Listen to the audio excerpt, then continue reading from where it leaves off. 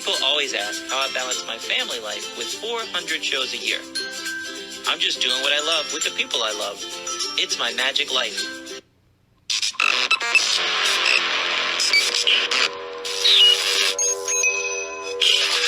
I like Wes Iseli. I like everything about him.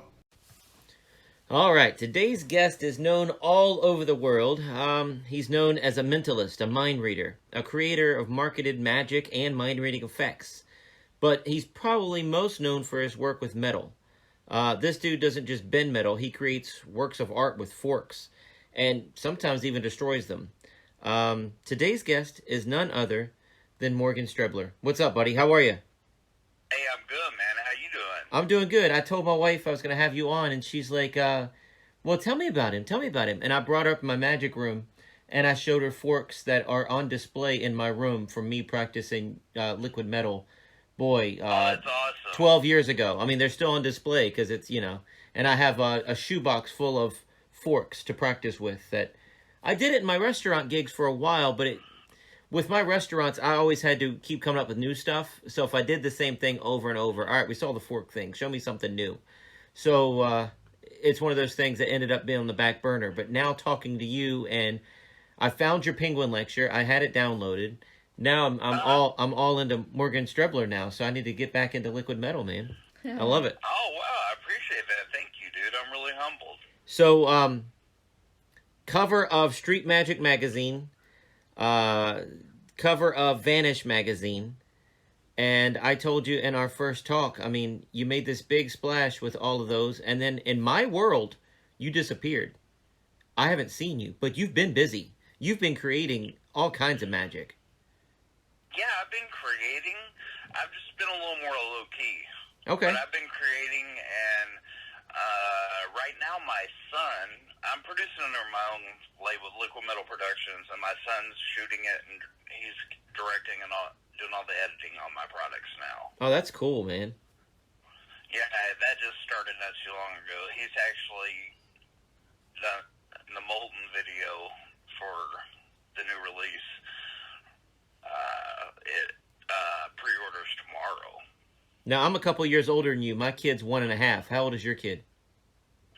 You have 2. I have a 15-year-old, and I have a 26-year-old. Wow. And is it the 26-year-old that's doing the video editing?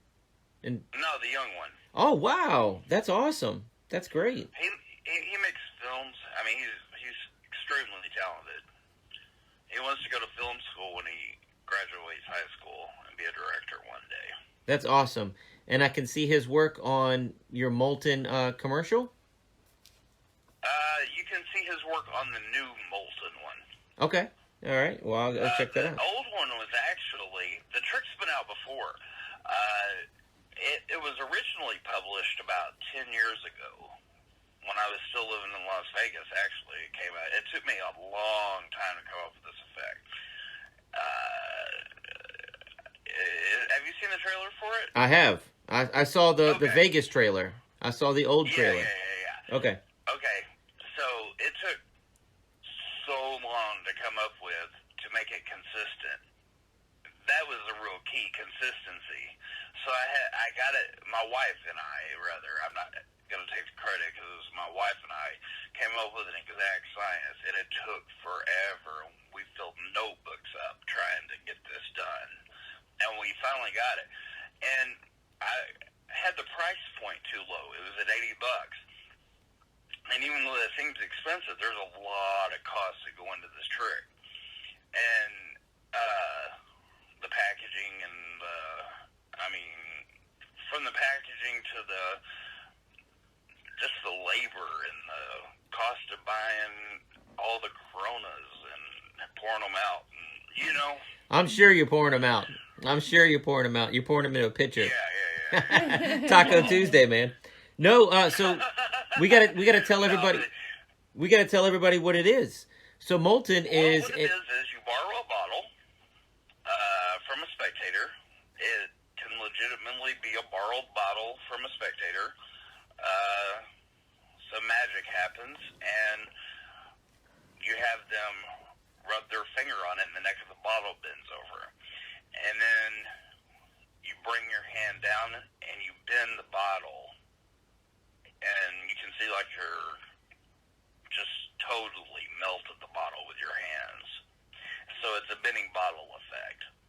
Very cool. That's awesome, dude. Yeah, that sounds really neat.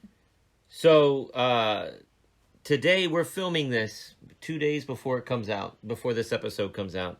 But we're actually filming it recording this on Morgan Strebler Day. How the heck did you get your own day? You know what? That's probably my proudest achievement in Magic. My hometown actually acknowledged me and gave me my own day, and the mayor read a proclamation and signed it, and some of the other council members signed it, and celebrated every year. It's very, very. I'm very blessed, and it's probably the highlight of my career, other than any other award or anything that I've got. Dude, that's awesome. Now, what is your hometown? Because you used to. I knew you as a Vegas guy, but you haven't lived in Vegas in a while. That's correct. I was working at Caesar's Palace, and my mom got sick, and she had cancer, so I moved home to take care of her. Okay. Long story short, she's doing better. Thank God. And we stayed here, and my wife's mother passed away tragically, and that was a huge blow to us because it was a sudden thing. It wasn't expected, and we decided we were just going to stay here and not move back to the city. And I'd established a career in Magic and with clientele that I've worked with over the years. And I travel primarily around the world now, and I use this as my home base. I just fly all over the world and do Magic. Dude, that is so awesome. That's so cool. Well, it hasn't been for 2 years cool, because COVID is totally, like, I have been at home for 2 years. I'm just now starting to fill dates again, so. Did you do fingers crossed for me. Did you do Zoom shows at all? You know what? I really didn't. I don't. My kind of stuff that I do is very interactive, which you can be interactive on Zoom. But my character, the magic happens through that person. I'm just there. I don't actually do the magic. The person does the magic through me. I'm sorry, I still have a little post-COVID cough that I cannot get rid of it. Oh, you're good. That lingering cough, that long cough, a lot of people had that. Oh my gosh, it was horrible. So we were supposed to do this podcast last week, and I was going to save it and release it, and something happened with just a scheduling error. But I was freaking out because I was trying to do research on you, and I knew I had your Penguin lecture downloaded, and I couldn't find it. Well, I found it, and going back and watching it, man, it's just as good now as it was back then. It was so much good stuff on there. You. Do you get a cut of that when people buy it now, or is that all done? Not. No, you don't. So I won't pitch it anymore. But it was awesome. I'll go ahead and pitch it. No, it was awesome, man. Money. Yeah, your Penguin lecture, I don't know, 2 hours, 3 hour lecture, and it had some, your sticky was on there. Yeah, I love sticky. That's my opener, actually. Your comic book was on there. I'm a big Superman fan, so you turned a Wolverine comic into a Superman comic. I'm like, that's right up my alley, man. I like that. You know what's ironic is I'm the biggest Superman fan on Earth, and my nickname is Superman. Did you? I know that about you, but I don't know if you're the biggest. We could fight over this now. Here, here's the thing. Did you name your kids? I have one of the largest personal collections. It's almost like a museum of Superman memorabilia that dates back from like the 30s. I have the very first Superman toy ever made. It's the very first superhero toy ever made, and cool. I also have a 1941 Cleveland comic strip, full color, mint condition, signed by Siegel and Schuster. Dude, that is awesome. That's good. Well, I have tons of stuff in my collection, but those are two of my favorite pieces. Did you name your kids after Superman? I did. I tried. I tried to name my kid Hunter Kal-El, and my wife would not let me do it. So I have a Julian Clark, and Julian that's cool. Julian was Lex's twin brother's name that died at childbirth, yes, I right? know. So Julian Clark. You're not going to taught me how to No, dude, I love it. I love it that you love it. But and my other son is named Lex. I have twin boys, so I have Julian and Lex. And that's awesome. my oldest daughter's name is Lana. Really? Yeah. So That is awesome. Well, dude. they're I tried unique. to name my son Khalil. My wife was like, no. yeah, Kal-El's a stretch. That's a hard one. But Yeah. Julian, I tried, though. Julian and Lex and Lana, and it's different names. It's something that's unique. It's not Sarah and Jessica. And my wife was cool with it. Yeah. Yeah. Those are all cool names, and they very cool. And I don't know if you know, I'm a huge Smallville fan too. Me, yes, I mean, yes. Okay, I'm doing a convention, my first convention back in May. Yeah, it's in May. And the Smallville cast is going to be there. Tom Oh, Welling, dude. Rosenbaum. I performed for Rosenbaum already, but it's a Superman celebration because I do it. I perform there every year. Well, And, Awesome. I want to talk about that too. Rosenbaum. Huh? I want to talk about that too. So they were in March 2020, before the world ended. They were in Richmond, Virginia, signing autographs. And a buddy of mine called me and said, "Hey, I know you're a big Superman fan. Would you like to come out and hang out with me?" And I said, "I can't. I'm going to Vegas." And he said, "Well, have fun." I was going to film Penn and Teller and do my one Fool Us, right? But I mean, I was very torn though, because I wanted to go hang out with Tom Welling and Michael Rosenbaum and the whole cast. Everybody but Chloe. Oh, congratulations on winning Bulls, by the way. Thanks, That's man. amazing. Thanks. I Mm. couldn't do something like that, but So- I mean, Tell me about Metropolis, and tell me about the Superman gig. well, that's essentially I'm actually Superman of Metropolis. It was signed by the city. It's kind of like their key to the city, and I have it framed, and it's signed by the mayor and the councilwoman, and it's signed by them, and it makes me a Superman of Metropolis. It's an award, and they only give it to like certain people, but that's a huge honor too. That's hanging right up in my Superman room. That is awesome. Now, And I do that gig. It's a huge celebration. Gets like 30,000 people over the weekend, and it's got celebrity guests and trivia and just all kinds of fun activities. It's a great outside con of just Superman. now, in my old comic books, I have a jumbo comic, and it's talk about what Metropolis was supposed to be. Do they have the big statue of Superman there? Were you? They sure do. Yeah. Okay. Cool. Yeah. Never been. I'd love I'll to send go. you a picture of it after the show. Yeah, We man. have the Superman statue. Oh, that'd be awesome. So, what do you do there? Are you on stage? Are you doing walking around? Yeah, I perform on stage. I have a superhero themed show that I do at cons in there. Okay. Yeah, it's a superhero themed show based around DC and Marvel, and there's some Superman stuff in there as well, and it's a fun show to do, and I do it at Wizard World as well. When Which Superman is now Pan Expo. when Superman Returns came out, I was doing a resort show, and I did a Rouse great. they had in the kids section an inflatable Superman outfit, so it looked like you had the muscles. And we'd call up a boy and a girl, and my wife would take the little boy behind the scenes and put that outfit on him, so he became Superman. It inflated, and he had super strength. And then I went on to do the light and heavy box. So this kid in this Superman outfit, he could lift the box with ease, but then we put a green rock in the box, and that kryptonite, and the girl could lift it, but he couldn't touch it. He couldn't move that box, and that was my little. That's awesome. Yeah, that was my little. That's a great presentation. I'm so gonna steal that. Please, feel free. Light and heavy box, man. With you, dude. No, take it. Light and heavy box for the Superman convention. That makes total sense. You don't mind? No, I don't care. No, I'm I telling you. wasn't literally gonna steal it, by the way. No, but listen, you love Superman. Use it. What did you stealing it? How hard of an idea was that? It's putting two and two together. No, it was just clever. So when people say on their bio that they're an actor, I'm like, yeah, all right. So yeah, he did his own promos and his thing. But I'm looking through your resume, dude. You were on The Walking Dead. He was on. Yeah. He was on the movie Urban Legend. I love Urban Legend. My wife and I love Urban Legend. Yeah. That's old school. Yeah, but I'm looking at your whole resume Yeah, here. but it's still good.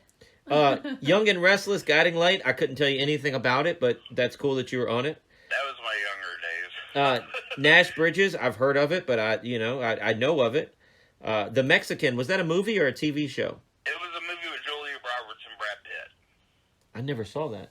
I think that was up for Academy Award, though, wasn't it? Familiar though.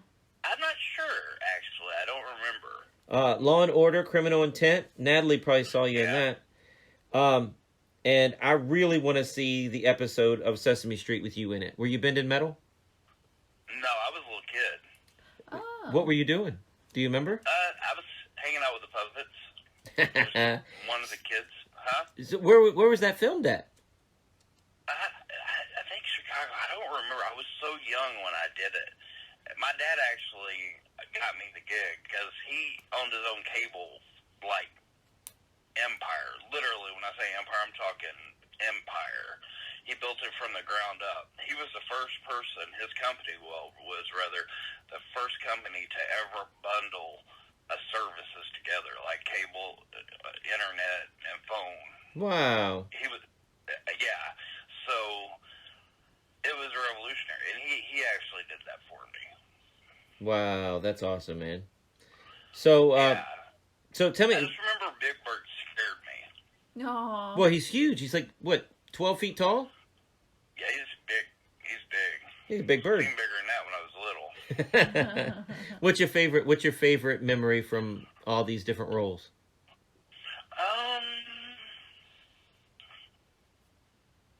I mean, The Walking Dead's pretty daggone iconic. That's pretty awesome. Yeah. That's pretty awesome. I'd say that. That's pretty sick. Yeah. So the Superman thing and doing the acting, I'm just going through your notes here. Yeah, the Superman thing, I'm directing in Superman versus Doomsday fan film. And I've already got all the talent casted for it. And the thing is COVID shut down production 2 years ago. We were going to shoot it, and COVID happened, and production has shut down. So it's been very frustrating on that film. But, like Tony Todd, are you familiar with Tony? I don't know Tony Todd. Okay, he's the Candyman. Okay. And Venom's voice. Okay. I'm really good friends with Tony, and he's voicing Doomsday. Wait, you're talking about the black guy from the 80s Candyman. Yeah. Okay, gotcha. He's in every horror movie there is. Okay, gotcha. Cool. And he's a good friend of mine, and he's voicing Doomsday, which is epic because his voice is so iconic. He's also, do you watch Flash? Yeah. He voiced Zoom. Okay. Wow. Yeah, he has a very, very unique and very scary voice, and he's voicing Doomsday, so I'm really excited to have him on board. And then I got the only official DC Superman. Like, he is a DC Superman for the Superman celebration. He's actually going to be my Superman. And then Aaron Smolinski, who played the first Clark Kent in the very first film, the child that lifted up the vehicle, is Lex Luthor in my fan film. Wow. It has a really cool cast, and it's going to do really well once it, I think it'll do really well.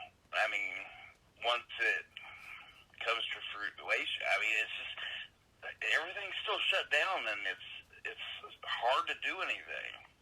Yeah, well, things are opening up, though. It'll come around. And I lost my momentum, so I have to start back over with everything, you know? That's the worst. That's the worst right there. Yeah, I know. But yeah, it's exciting. Dude, I love it that It's amazing. I love it that, you're the man that bends steel, and they tell you're Superman of Metropolis, and I'm such a big Superman fan. Wikipedia, I actually had to go through DC to get that approved, and I have a list of restrictions that I can't do on my shows because I'm the man who bends steel. Wow, that's crazy. And I got that approved through DC Warner Brothers. That's awesome, dude. Wow. Yeah. Wow. I'm jealous. I don't get I had to jealous, but actually that's go awesome. through DC Warner Brothers because it was so close, and I can't wear like a Superman ring or a Superman shirt or Superman anything. I can't use telescopic font in my logos. I can't do. I mean, I have a ton of restrictions Yeah, well, from Warner Brothers in DC, but yeah, I mean, it's cool. There's a little story behind the Man Who Bent Steel, so that's awesome. You said you've performed for Michael Rosenbaum. That was Lex in Smallville. Uh, yeah. tell me about some of the other famous people you performed for, because that list goes on and on and on as well. Oh, dude, I performed for like 200 celebrities. My most interesting was Michael Jackson. That's the one I wanted to ask you about. I went to Neverland and actually got to perform at Neverland Ranch. Now that was sick. That's awesome. So- My wife went with me. They had a birthday party for his father, and I performed and bent silverware when they were cutting the cake on stage for his dad. Wow. That's really cool. Yeah, Wow. it was awesome. It was really, really a highlight. I mean, it was amazing. And I got to hang out. He's got a movie theater. Boy, he had a movie theater there, a zoo, a carnival. I mean, it was crazy. Had a little train with ice cream stands everywhere, Haagen-Dazs. I mean, it was amazing. And I met Michael a couple times, but I hadn't been to Neverland except for once, and it was amazing. And I performed for Tom Hanks and Rita Wilson, his wife, and their son Colin. That's a funny story actually. I was performing for Colin and his girlfriend, and he was like, I didn't recognize him, and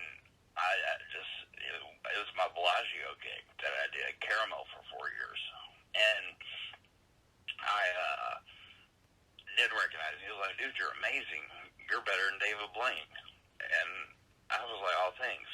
And I appreciate that because, you know, as magicians, you know what I'm saying. Yeah, they don't. Yeah. Yeah.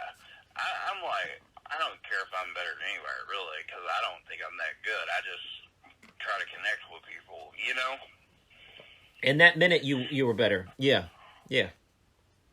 Yeah, exactly. In that minute to him. Right. Okay? Yeah, I get you. Well, the interesting thing is he said, you got to show my dad some stuff when he comes. My mom and dad some stuff. I was like, yeah, sure, just coming back over.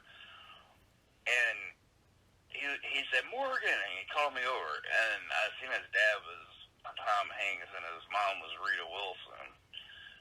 And I dead serious. Every celebrity I've ever performed for, he had like a glowing aura about him. I'm not lying. He like glue. Wow. Wow. And what was funny was, ironically, they had just seen David Blaine perform live at a private event in New York a couple weeks before. So they had something It was to an honestly option. compare. Yeah, so they had actually just seen him live at a private event a couple weeks prior, which I found out later on when we were talking after the performance, and it was just kind of random. But I mean, I love David, so I think he's great. I mean, I don't think I'm better than David Blaine, but I think he's amazing. But if your name's David, you're set in magic. Yeah, That's all probably. I Yeah. can say. Yeah. Yeah. David Copperfield's the man. I agree. But you know, I who else that I actually filmed a TV show. I was on Anna Nicole Smith's show for the season they were shooting on, performing for her at a variety show that I was in at the Hard Rock, and she actually passed away not too long after that, and they didn't put the season out. Oh, They man. didn't finish it. And I performed for her, which was kind of weird. You know what I'm saying? I She can just died right after. And, Yeah. I mean, Well, was she on drugs when you performed for her? Was she sober? How was No, she? she wasn't. She was very alert and Yeah? very, very, like, good reactions. Awesome, Cool. awesome. That's the way you want to meet somebody like that. Yeah, and then John Stamos, Nice. Vince Neil from Motley Crue, a big crew head, so that was cool. And then Ben Stiller, Jude Law. See what I mean? This list goes on and on and on. Yeah, yeah. Tell me about your. R. Kelly. Me and R. Kelly were really, really close for a long time until all that stuff happened. Wow. Like, Wow. I hung out at his house multiple times, did magic for his kids. And he actually wanted me to go on tour with him just to hang out. I mean, we were really good friends. And then all that stuff happened. I was like, wow. Goodness. Well, I like his songs. I do like his songs. That's all I can say about the situation. You know what? He's always been nice to me. I don't know if it's true or not, but he's always been nice to me. Yeah. I'm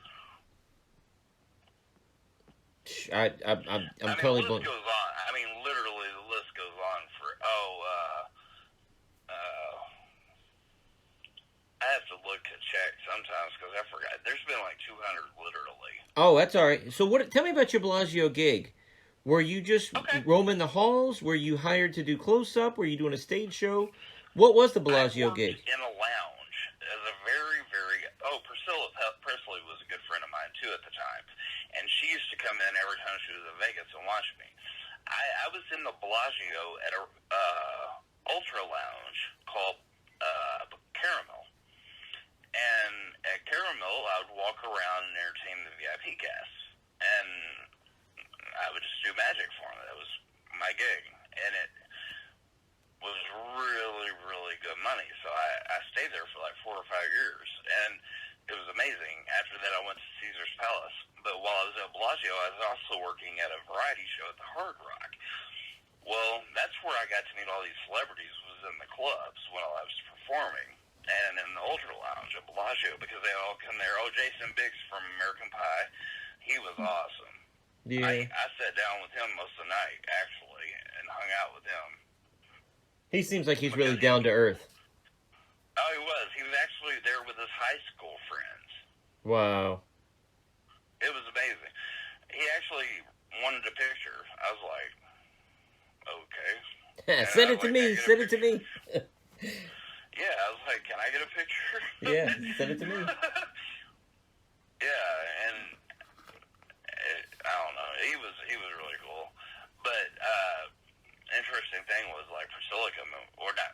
Well, Priscilla and Lisa Marie came in one night, and usually it was just Lisa Marie, but Priscilla was with her that one night, and they were trying to move them over to this big club to draw attention to the club to get more people in. And they were like, no, we're here to see him. They're like, no, we want to take you and we want to do this for you. And they're like, look, we just came here to see him. That's it. And I was like, I felt bad because I kind of interfere with what they, you know what I'm saying? Because I'd already built a personal relationship with her, and they wanted, the goal was to get them from there to head over to the big club after, you know? Yeah, but they can't get upset that they like you that much. They don't want to leave. I mean, they, you know? Yeah. And I basically just, there was like 10 tables in there, and I just walked around, and people standing, and the people sitting had VIP, and I just walked around all night, and I performed magic for them, and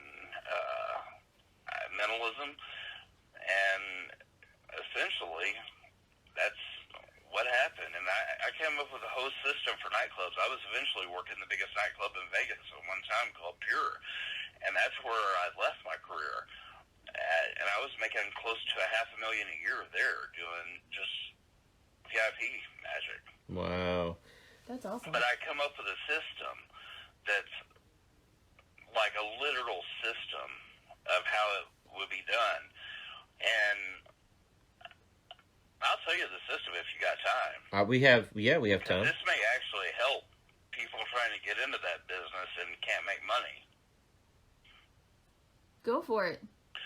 Okay, the first thing you want to do, and this took me years to get this down to a science, you want to make friends with the door guy.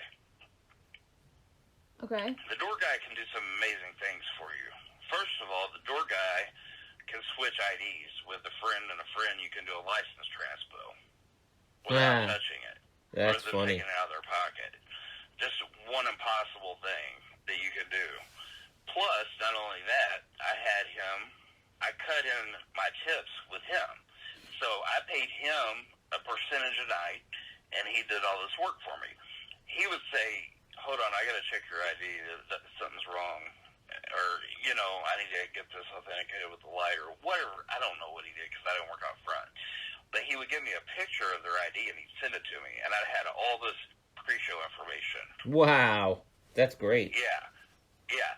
So he was at the big club as well. He moved over to the big club where I worked at Caesars at Pure. And then I gave a cut to the head of security. Okay, so that's 2 cuts.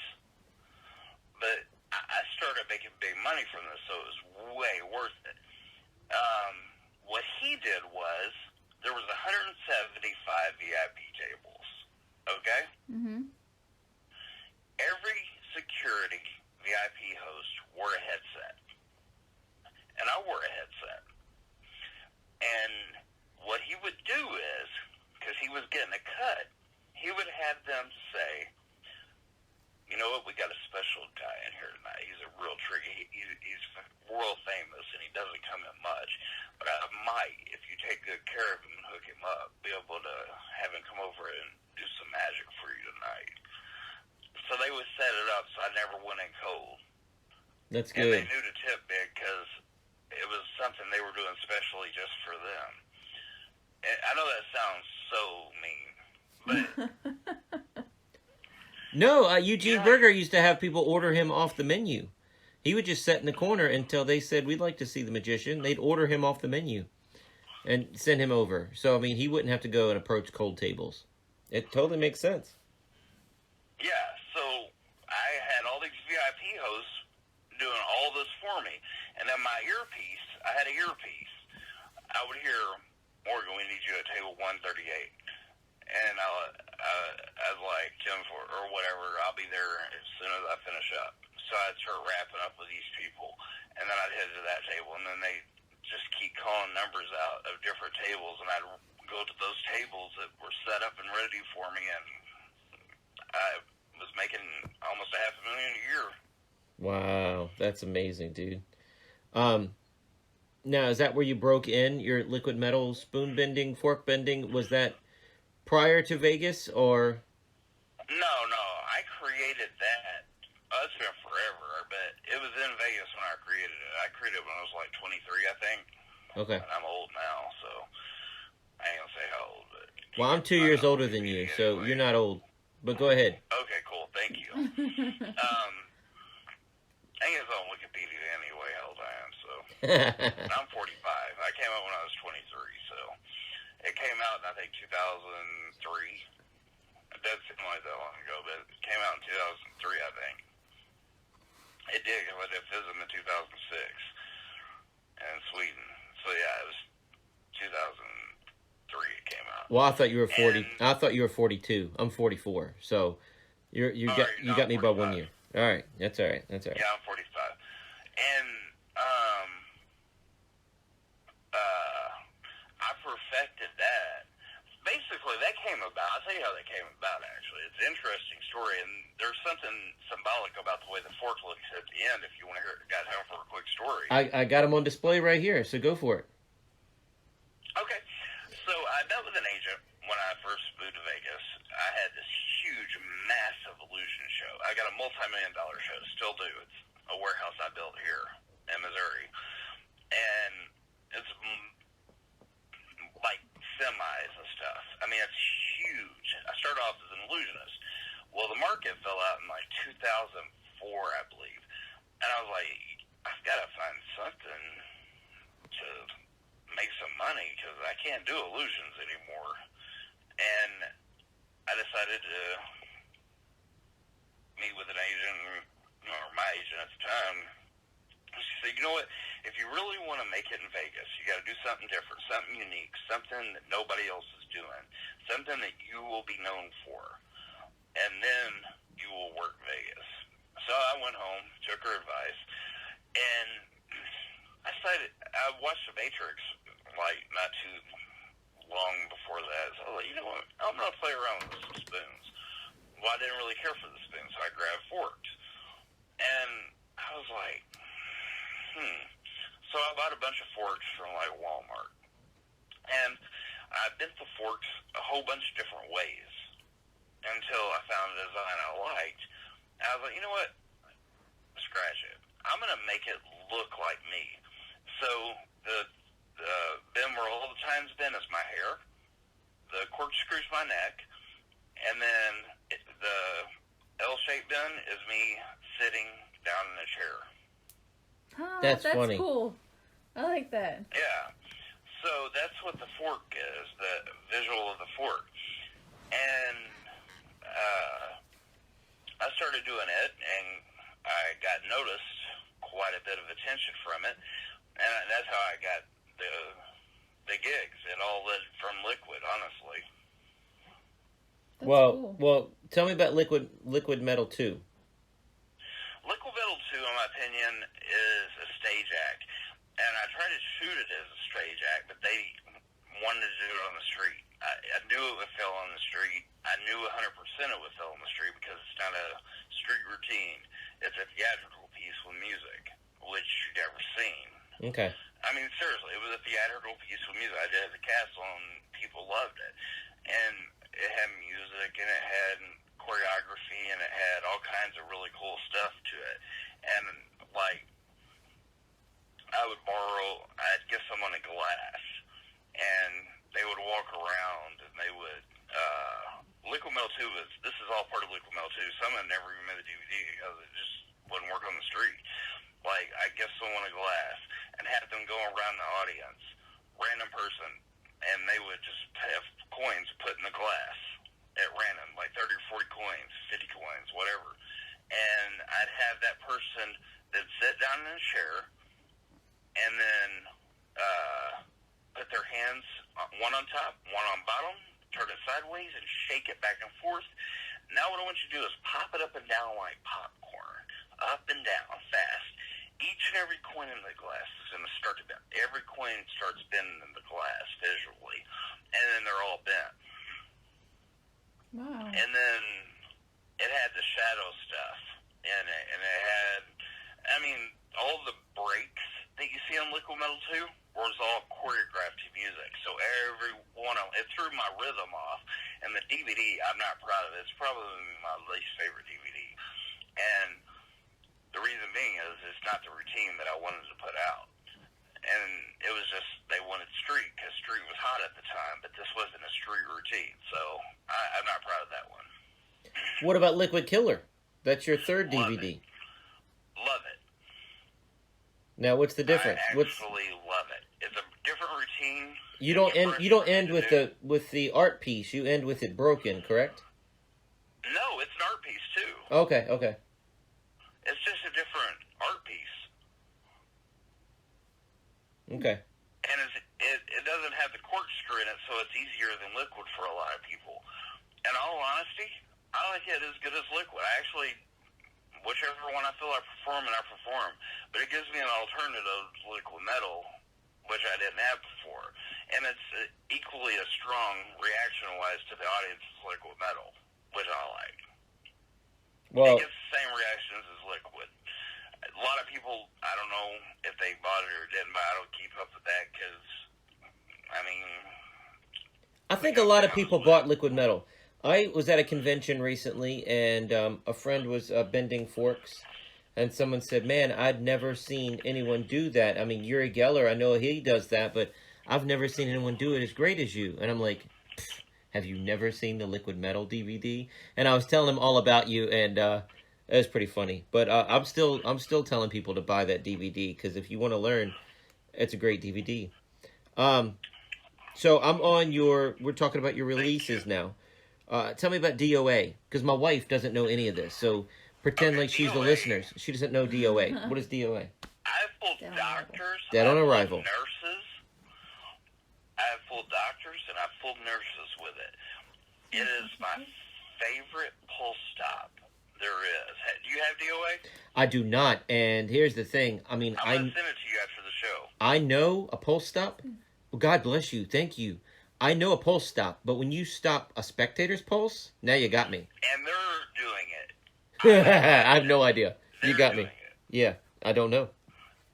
So, like, if you would check your wife's pulse and I would make it stop at my command, Well, That's you would awesome. feel her That's pulse stop. that's And then you would crazy. feel it come back. I saw the trailer. I don't have a clue how you do somebody else's. In my honest opinion, and I'm not trying to brag, it's the best pulse stop there is. That's cool. I That's, mean, yeah. That's amazing. because Yeah, I've it's not actually somebody pulled else's. nurses and doctors with it. I wouldn't just say that. And one thing that about me, if I put something out, I've done it hundreds to thousands of times. I don't just put out material to put out material. Yeah. That's why I don't have as many products as a lot of people. I actually, they've been at my show where I've road tested them so much that it takes forever for a product to come out. That's good though. And- That's good. And like some people will see something and they'll think, well, that's just not going to work. And they don't even give it a try, like Sticky. Sticky's in my show, and I do Sticky 10 out of 10. Literally. Doesn't fail. Do it. All the time. It's how I open my close-up stuff. And people don't think it'll work, so they don't do it. And, I mean, I have stuff like that, but, I mean, Liquid Metal was just so visual and hard to top. Liquid Metal's so, oh, man. Yeah, but let's tell the Yeah, audience what so- Sticky is. Sticky is a post-it note prediction. They draw a picture, and you reveal what they drew to them, and you already have it written down before they drew it. Oh wow. You have it written down on your hand, actually. Wow, that's cool. Before they even drew what they You drew. wave your hand above their hand, so they make a drawing on a piece of paper, okay? Mhm. On a sticky pad. You have them draw it. You wave your hand above the paper, and you turn your hand over, and you have the same drawing on the palm of your hand in Sharpie. Wow, that's neat. All right. Yeah, I love that effect. Now, what about Never There? Oh, Never There is fun, too. I'm not trying to brag my own stuff. I just I perform a lot of my own material all the time, so it's fun to me still. Well, I got you on here. I want you to brag. Tell me about Never There. Well, Never There is a spectator takes a phone from another spectator and takes a picture of me and the spectator. They look at the picture. I wave my hand across the front of the phone, not touching it. I don't touch it, just wave it above, and I vanish from the picture. He was never there. Wow. Isn't that cool? Yeah, that is cool. I like that. Do you have that? I don't, but I've seen the. Dude, I'm going to send you all my products when we get off the Oh my gosh! God bless you. I can't wait, and I'm gonna promote the heck out of you. I promise you. Razor's I'm going Edge. to send you everything I put out. Razor's Edge. The only thing I have is Liquid Metal, so I am super excited. I'm like a little kid right now. I love you, Morgan. Thank you, buddy. Oh, Razor's you're welcome, man, anytime. Razor's Edge. Tell everybody about that.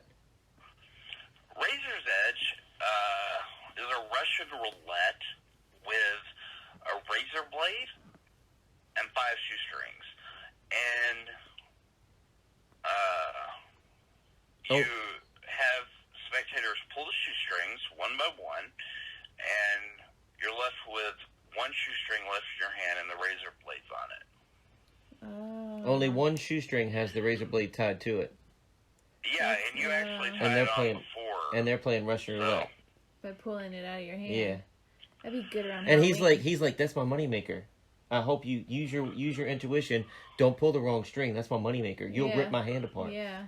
You better use your woman's intuition. Ooh. How about Touched? Oh, Touched is a compilation of touches. Like 7, I think.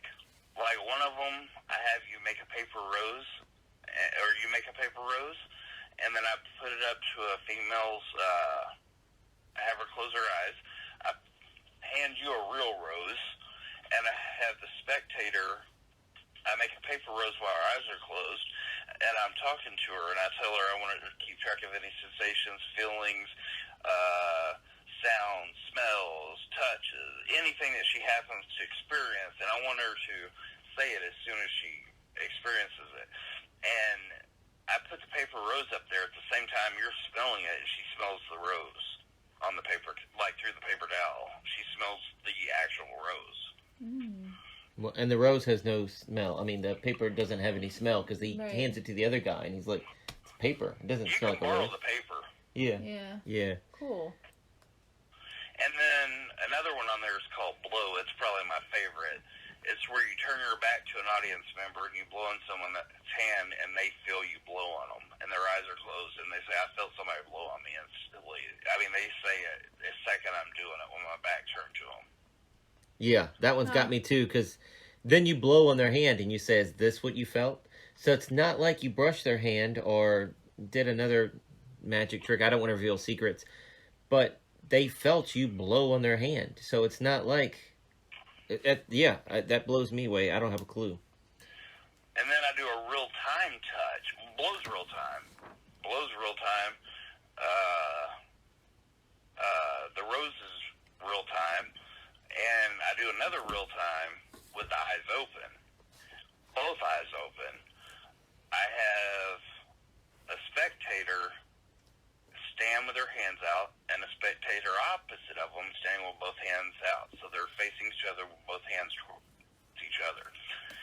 And I take a cigarette, and I sprinkle the tobacco of the cigarette on someone's back of the palm of their, or the back of their hand.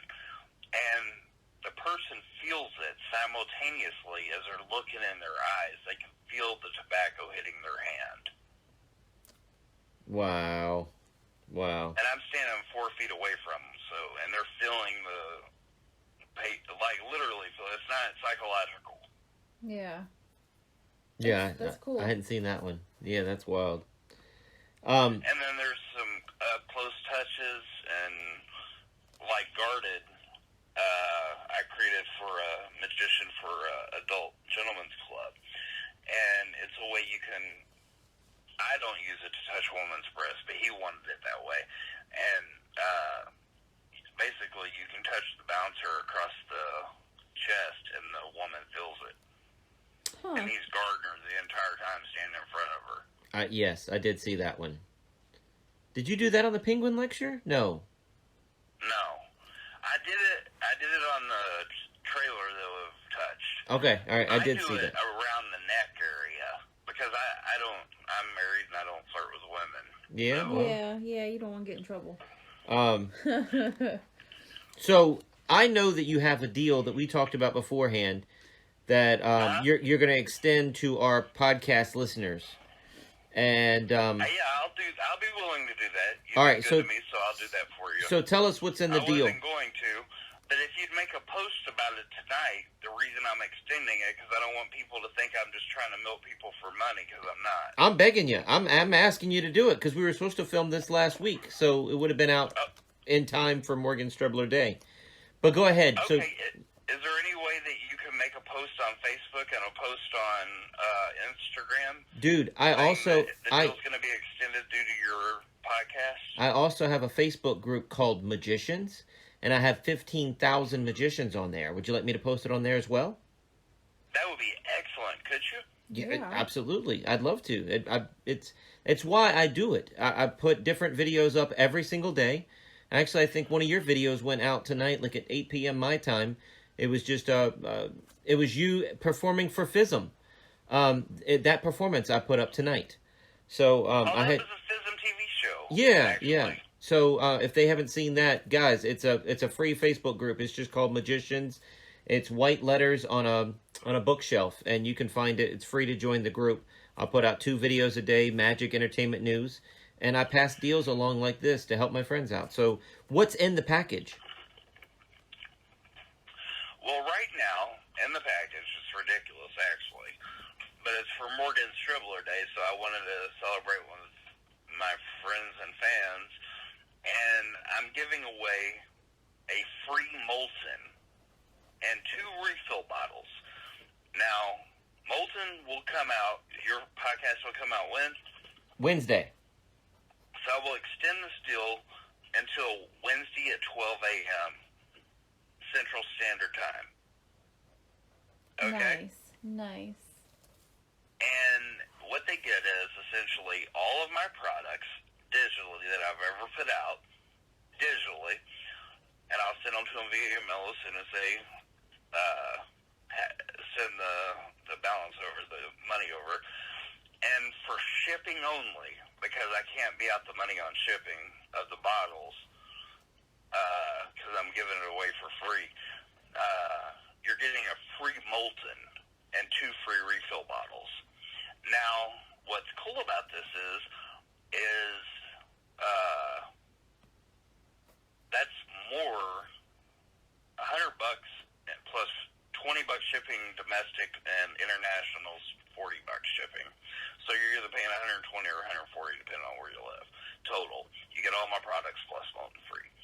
Now, Molten goes on sale at midnight now, Wednesday, for pre-order for $150. Wow. And the refill bottles are $20 a piece. So it's a savings just in itself if you want Molten. And if you could post a trailer of Molten on there, that would be great too. Yeah, man. Yeah, not a problem. Molten. If you hear me scribbling, I'm taking notes because I want to get this stuff right. Molten trailer. The old trailer or the new one? No, my son's not doing the new trailer. Okay. If you hear me scribbling, sorry guys, I'm taking notes because I want to get this right.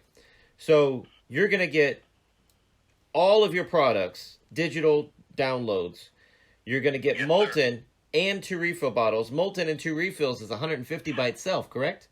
No, just Molten. Molten by itself is $150. The refill bottles 50, are 60, 20. 70, 80, 90. So that's $190 there.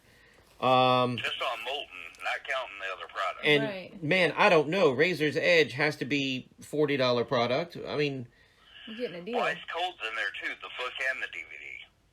golly, yeah. All right, so definitely people should be jumping on this. DOA's in there, Never There's in there, Mind Invasion's in there, Touched is in there, Sticky, Failsafe, I mean, everything. Liquid Metal 2, Liquid Killer. Wow. All right, well, I'm going to promote the heck out of it, dude. Yeah, it's definitely worth it. That's Dude, awesome. That's a happy, great deal. Happy Morgan Strebler Day to the world is what that is. Yeah, exactly. Dude, that's awesome, man. That's an amazing deal. On your YouTube page, is it just Morgan Strebler? It's The Man Who Bends Steel, actually. The Man Who Bends Steel. Check out his YouTube page. It's got a lot of these But if commercials. you want to find it, it's really easy to find. It's easier to just type in Morgan Strebler in the search bar. Okay. And then you scroll down, and mine's a verified account. Okay, cool. And That's probably easier.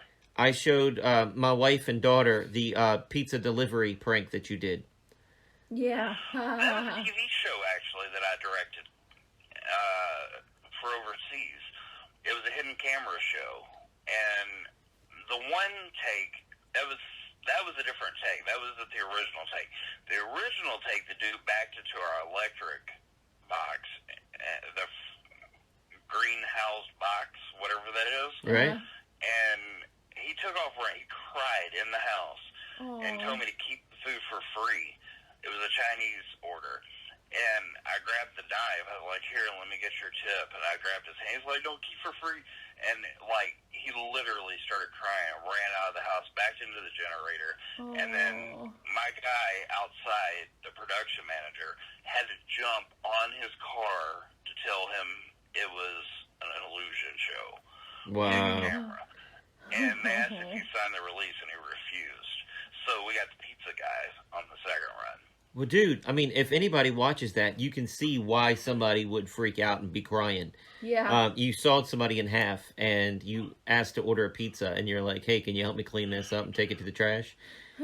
Holy crap. That's intense, man. Yeah, it was fun. It was a fun shoot.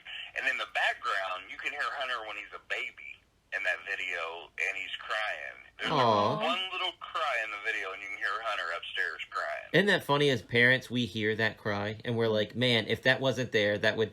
But now that he's older, it's like, yep, he's there. He's there. Yeah. And I didn't notice it at all, yeah. Yeah, my little girl, she's 10 years old, and she loves little prank shows and Halloween movies, scary stuff, and that was right up her alley. She was eating that up, man. Yeah. But Franz ordered the pizza. It was great to see Franz Harari. He's going to be on our podcast soon. Really? He's my mentor. You worked with him. Illusions. You worked with him overseas? Yeah, I do his show when he can't. I'm one of his quote-unquote mini-me's. I do his illusion show. Wow. That is so awesome, man. He's my mentor in illusions. We're really good friends. Like, really good friends. And I do a show for him when he can't do it. Well, I was just, I got to go see, my wife let me go to Vegas. Oh, it's cutting off now, just so you know. She's what? The interview's cutting off. It's 8 o'clock. Oh, yeah, it's getting ready to. We have like 2 minutes. You have 2 minutes? Do you have 2 minutes? No. I wasn't aware of the time. I just looked. I didn't want it to cut off on you. No. My wife let me go to the SAM convention this year, and I got to meet Franz. And I was like, everybody's wearing a mask, and I'm like, Franz from across the room, I need a picture with you. And he's like, what? And yeah, I know who you are. Your hair, man. You give yourself away. I didn't need to read your name badge. I know who you are. So yeah, that's gonna be awesome. So absolutely, man. Tell everybody your Instagram. Instagram is @Morgan Strebler. My Twitter is @Morgan Strebler. My Facebook is @Morgan Strebler. Awesome. Facebook.com/@Morgan Strebler. Or you don't do @Morgan Strebler. It's just Facebook.com/Morgan Strebler. That's my verified page. All the pages are verified, so you know it's actually me. The only one that's not verified is my actual Facebook page, because my page is verified. So, but it's under Morgan Strebler, and you'll know it's me because I post on there. I mean, it's got I'm always posting something, so you'll see me and know it's me. That's awesome, dude. Hey, thank you so much, man. I can't wait. As soon as I get off this podcast, I'm going to upload this episode, and I'm going to start promoting the heck out of this deal, because this is awesome. Thank you so much, man. Thank you. I appreciate it. Make sure you send me your email so I can send those products off to you. Oh, as soon as we get off. Stay on the line real quick. I'm going to do a couple plugs, and then we're going to wrap everything up and get out of here. Sound good? Okay. All right, man. Our television show, Wes Iseli's Magiclife, has been picked up by Golden Media Syndication and is now being syndicated across the country. So check your local listings. If you can't find us, go to Roku.com, search the new channel for Wes Iseli's Magiclife, and you can find it there. Also, check out our merch at wesiseli.com for logo t-shirts, TV podcast t-shirts, Magic Man hats, stickers, playing cards, and more. See you next week. Check us out online at wesiseli.com and patreon.com/Wes_Iseli for behind-the-scenes videos, blooper videos, never-before-seen footage, discounts on merchandise, magic trick tutorials, and more. That's Wes Iseli, spelled WESISELI.